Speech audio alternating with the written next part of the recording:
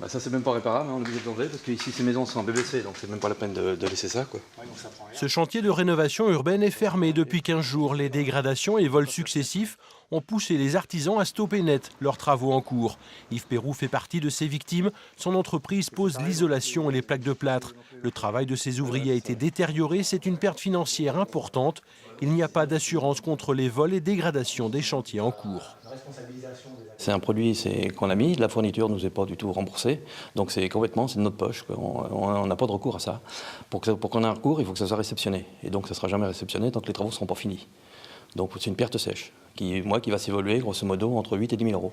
La Fédération du bâtiment tire la sonnette d'alarme. Selon la FFB, une entreprise sur deux serait touchée par ces actes de vandalisme. Le président national a passé une convention avec Manuel Valls, qui est ministre de l'Intérieur, parce qu'il y a une recrudescence très importante là depuis un an, enfin début de l'année, là nous on le ressent depuis le début de l'année, mais très importante.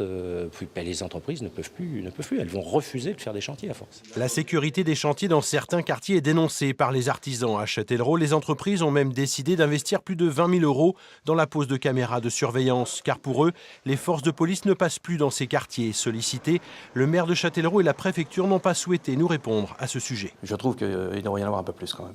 Parce que bon, si maintenant on ne peut plus travailler dans certains quartiers, ça devient grave. En France, si on ne peut plus maintenant travailler sur certains endroits, alors là, où on va, quoi. Je crois qu'aujourd'hui, s'il n'y a pas justement la force publique et nos collectivités territoriales qui s'inquiètent de ce phénomène, parce que c'est pas normal qu'il y ait des vols, on va arrêter les chantiers, on ne pourra pas faire autrement.